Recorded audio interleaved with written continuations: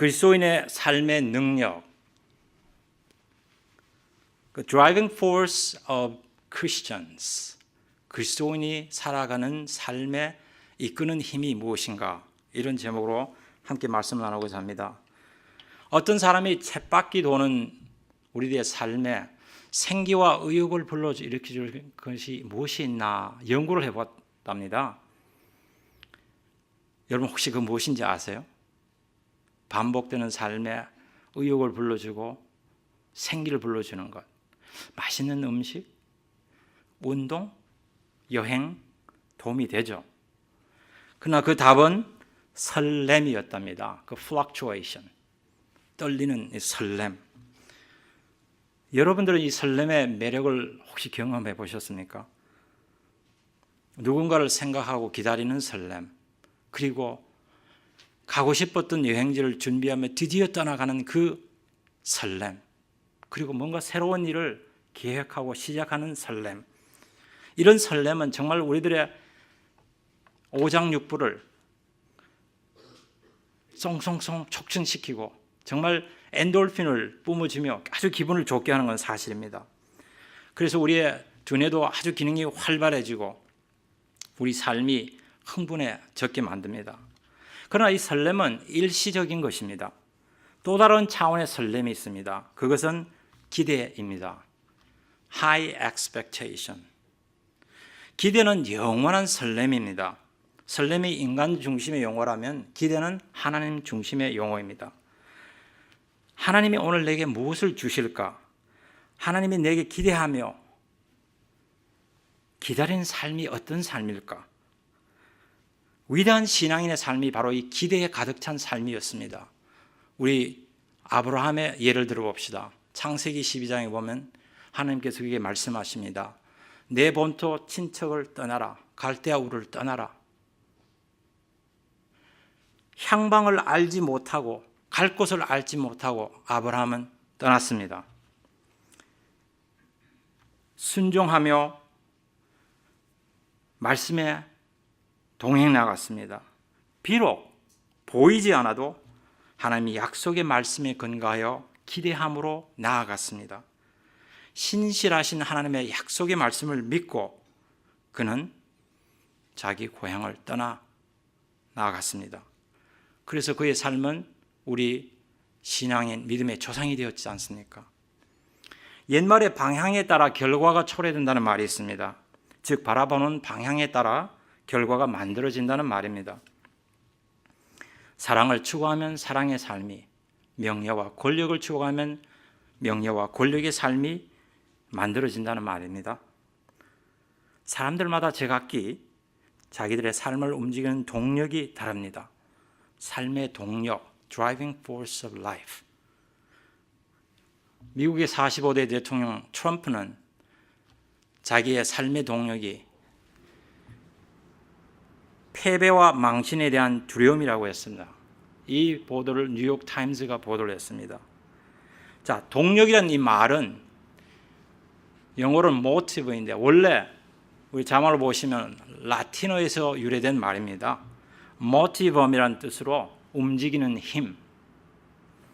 트럼프 대통령이 삶의 동력이 패배와 망신에 대한 두려움, fear of defeat and humiliation, 이런 것이 있으니까 대중 앞에 서면 그는 막말과 폭언과 심지어 거짓말까지 한다고 뉴욕타임스가 보도되었습니다. 즉 미국 대통령의 품위와 이미지를 완전히 훼손하고 있습니다. 세상 성공이 모티브인 사람은 세상이 추구하는 것을 따라가게 됩니다. 돈과 명예를 추구하는 사람은 돈과 명예의 삶을 위해 모든 것을 바치고, 권력과 그리고 인기를 추구하는 사람은 권력과 인기의 야망에 따라 살아가게 됩니다. 그렇다면 오늘 여러분과 저의 삶을 움직이는 동력은 무엇일까요? 그리스도인의 삶을 움직이는 동력이 있다면 그것이 무엇일까요? 저는 오늘 본문 말씀을 들어가기 전에 여러분과 함께 사진을 하나 나누려고 합니다. 사진을 보면 이 사진은 어느 가족이 그린 사진인데 어떻게 보면 상당히 두 사람이 사이가 아주 좋은 사이로 이렇게 보이잖아요. 그러니까 여자와 남자가 서로 눈길로 서로 주고받고 서로 같은 내용의 대화를 하고 있어요. 그러나 좀 더 자세히 보면 그 마음, 그 가슴 속에 있는 것은 각기 달라요. 여자는 집을 생각하고 있는 것 같고 남자는 뭐 다른 걸 생각하고 있는 것 같아요. 한 곳에 같이 있고 한 대화 내용을 가지지만 서로 다르다는 것입니다. 생각의 차이가 있는 것이죠. 남편과 아내가 다를 수가 있어요. 여자와 남자가 다를 수 있어요. 저는 참 하나님께서 여자와 남자를 다르게 지은 것을 참 절감하며 살아가고 있습니다. 최근에 학교에서나 아니면 제 삶에서나 심지어 교회에서까지 참 다르구나. 그래서 제가 배운 게 있어요. 아, 다르다는 것을 인정하며 살면 되는구나. 나처럼 왜 생각 안 해?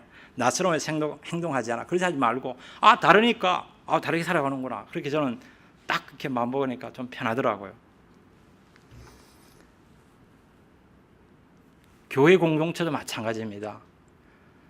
서로 다른 모습을 가진 여러분, 서로 다른 배경을 가진 여러분들이 교회에 와서 주님을 바라보고 또 주님을 바라보고 신앙생활을 하고 천국을 준비하고 있지 않습니까?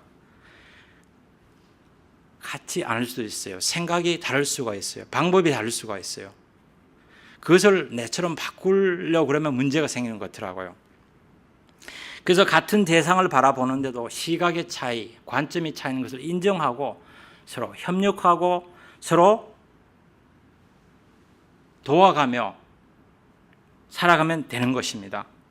오늘 다시 본문으로 돌아와서 오늘 요한복음 4장은 특별히 예수님께서 사마리아 성 우물가에서 우물가에 여인과 대화하는 장면을 기록하고 있습니다. 예수님이 사마리아 여인과 대화한 후에 이를 기록하고 있습니다.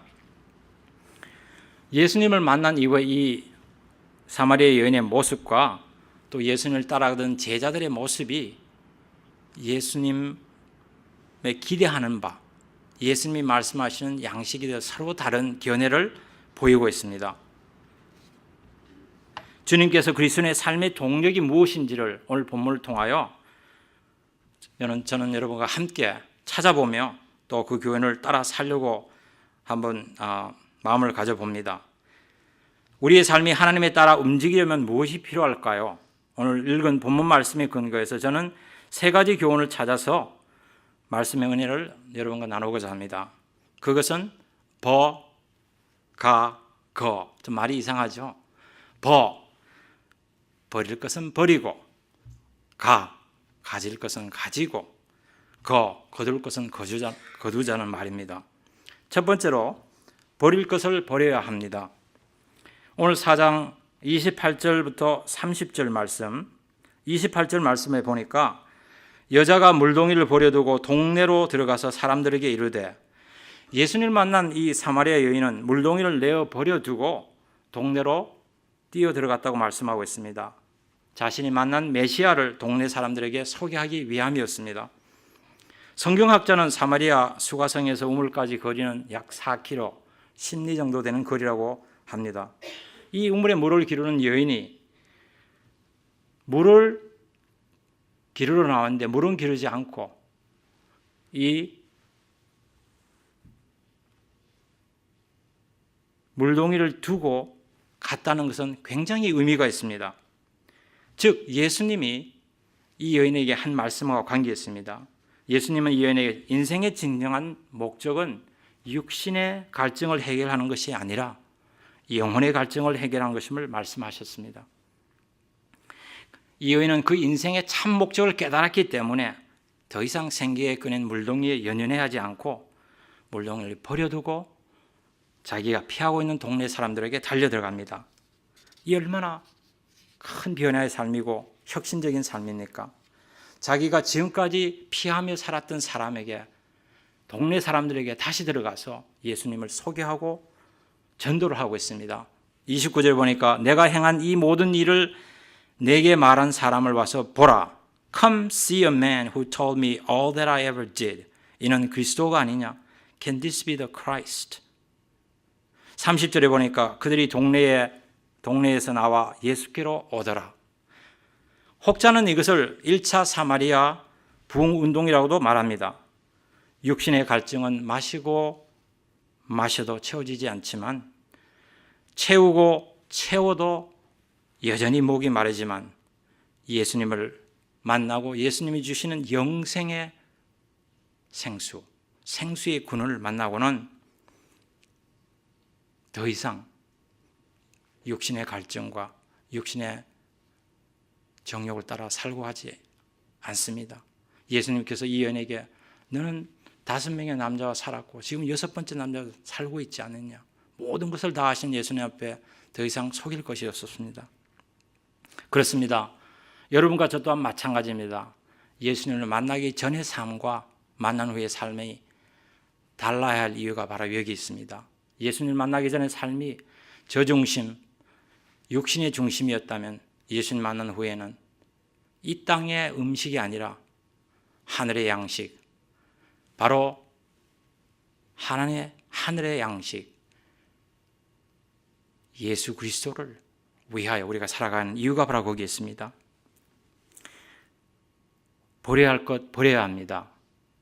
저는 이 버릴 것을 생각하면서 우리 그리스도인은 무엇을 버려야 될까 생각하는 가운데 과자를 생각해봤습니다. 과, excessive한 과, 과식, 과음, 과욕, 과다. 즉 지나치게 많은 것을 먹고 지나치게 많은 걸 마시고 지나치게 많은 욕심을 갖고 지나치게 많은 걸 가지려는 것. 이것은 우리 그리스도인의 삶의 바람직한 삶이 아닌 것입니다. 우리가 스스로 절제하고 또 있는 것에 만족하여 자족하며 살아가는 삶, 이것이 오히려 하나님 앞에 또 믿는 우리 동료 그리스도인에게 아름다운 삶이 되는 것입니다. 이러하니 우리 그리스도의 삶의 참된 동력은 세상의 만족과 세상의 영광에 있지 아니하고 오히려 천국에 대한 소망과 하나님의 영광을 추구하며 살아가는 데 있습니다. 이런 의미에서 우리 인생의 동력은 첫 번째로 버릴 것은 과감하게 버려야 합니다. 두 번째로 가질 것을 끝까지 가져야 합니다. 우리 31절부터 34절 우리 다 같이 한번 읽어보겠습니다. 31절부터 시작. 그 사이에 제자들이 청하여 이르되 랍비여 잡수소서 이르시되 내게는 너희가 알지 못하는 먹을 양식이 있느니라. 나의 양식은 나를 보내신 이의 뜻을 행하며 그의 일을 온전히 이루는 이것이니라. 아멘. 바로 이것이 예수님이 말씀하는 결론입니다. My food is to do the will of him who sent me and to accomplish it. 즉 나를 보내신 하나님의 뜻을 행하며 그 뜻을 이루는 것. 바로 그것이 진정한 양식이라는 것입니다. 예수님이 그리스도인 것을 발견한 사마리아 여인은 우물가에 물동이를 버려두고 마을로 뛰어 들어갔습니다. 그 이유는 마을에 돌아가 메시아를 만나고 또 메시아를 소개하기 위함이었습니다. 그런데 제자라는 사람들은 어떤 일을 하고 있었습니까? 이 사람들은 시장길을 채울 빵을 마을에 들어가서 찾아가지고 예수님에게 나옵니다. 이 얼마나 역설적입니까? 굉장히 아이러니하죠. 제자들이 수가성에 가서 예수님을 소개하고 전도했던 대목이 나오고 있지 않습니다. 성경 어느 곳에도 찾을 수가 없습니다. 이 모습을 본 예수님은 제자들에게 육신의 양식인 빵만이 아닌 영혼의 양식의 중요성을 가르쳐주고 있습니다. 그래서 제자들이 랍비오 잡수소서라고 말씀했을 때 주님은 나의 양식은 나를 보내신 이의 뜻을 행하며 그의 일을 온전히 이루는 이것이라고 말씀하셨습니다. 우리들의 삶은 어떨까요? 주님을 따른다고 말하는 20세기 현대판 제자들이라고 말하면서 주님이 가장 귀중히 여기는 그것을 바라보고 그것을 찾고 그것을 구하며 살고 있나요? 아니면 예전에 2000년 전 사마리아 지역 제자들처럼 자기들이 생각해서 주님이 필요한 것을 찾아 구하는데 우리의 시간과 열정을 보내고 있지는 않은 거예요. 저는 지난 주일에 오늘 장로님이 제게 쪽지 하나를 건네주는 얘기를 여러분과 함께 나누고 싶습니다. 어느 장로님이 문을 나서면서 저에게 쪽지를 하나 주더라고요. 제가 쪽지를 열어봤더니 본인이 자필로 이렇게 적었는데 주자학에 나오는 어떤 글이었습니다. 주자, 여러분 잘 아시다시피 맹자, 공자, 노자와 더불어 주자 4대 유기 성현이죠. 이분이 어느 날 길을 가다가 땅바닥에 누워있는 물고기 한 마리를 봅니다. 이 물고기가 누워서 거품을 이렇게 내뿜고 죽어가고 있었어요. 그래서 이 주자가 다시 다음날 돌아와서 이 고기가 이제는 죽었거니 하고 봤더니 글쎄 그 옆에 또 다른 고기 한 마리가 생선이 입에 거품을 품고 서로 마주하면서 서로 밀어가며 강가로 서로 밀어가고 있었습니다. 이 얼마나 아름다운 모습입니까?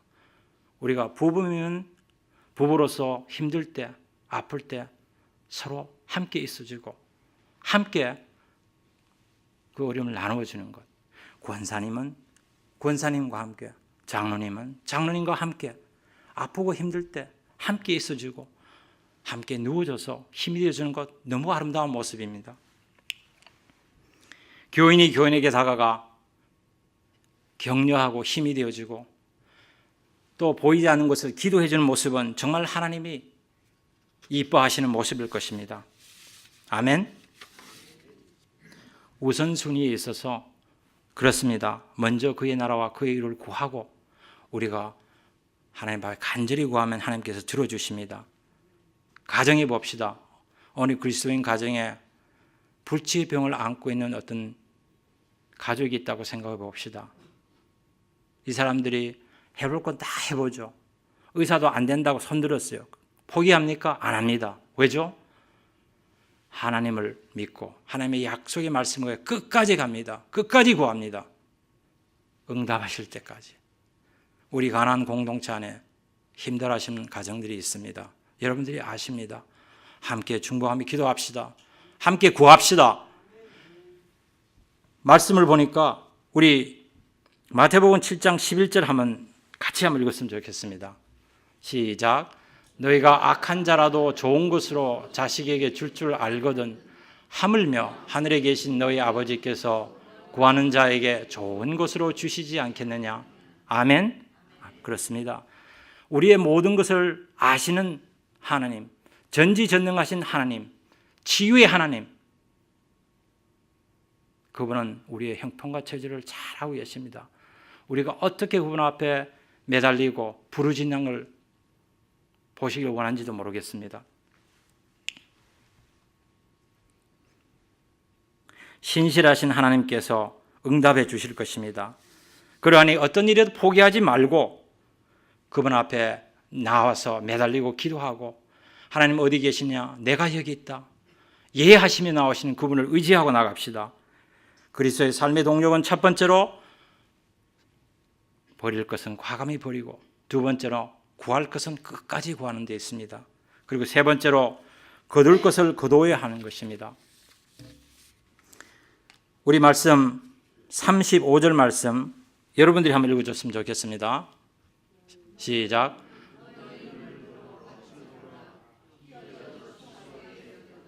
아멘. 그렇습니다. 여기서 우리는 또 다른 시각의 변화를 볼 수 있습니다. 육신적인 시각을 영적인 시각으로 승화시키는 예수님의 모습입니다.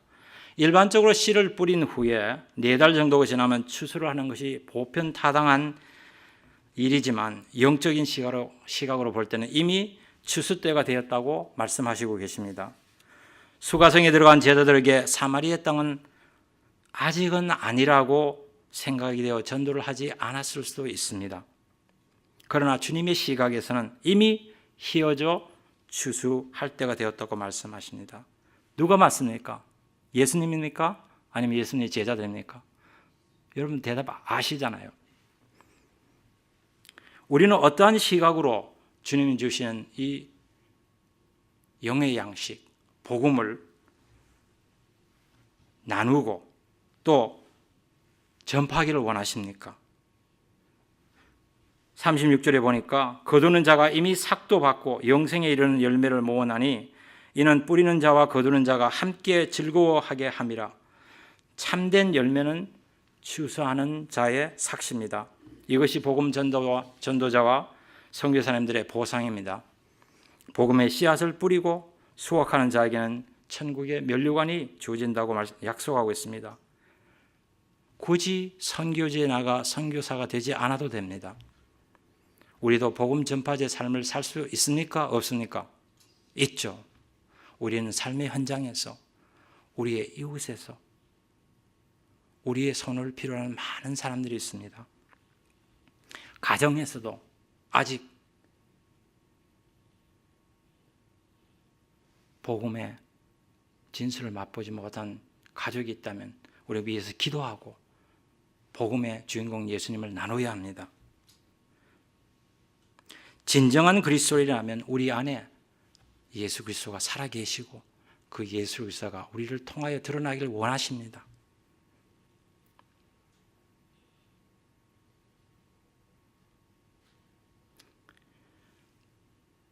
때를 얻든지 못 얻든지, 그리고 우리가 가는 곳, 그것이 우리의 길이 되고 우리의 행하는 것이 우리의 삶이 됩니다.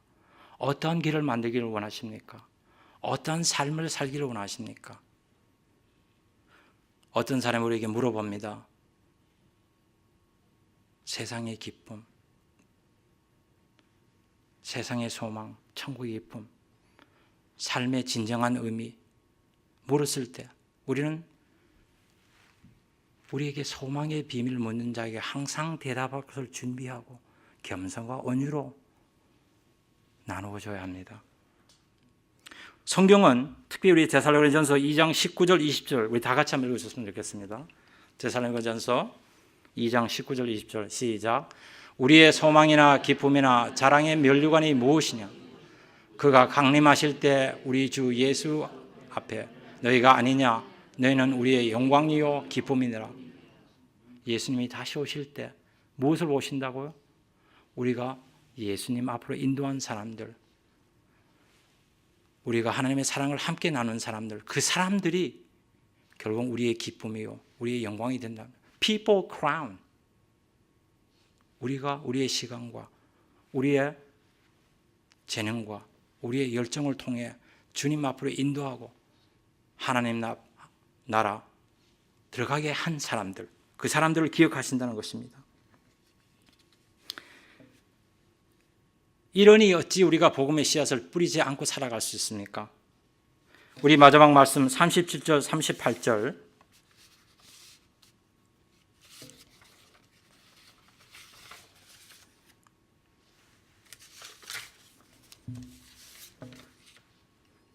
여기 보니까 추수하는 동력의 기쁨을 말씀하고 있습니다.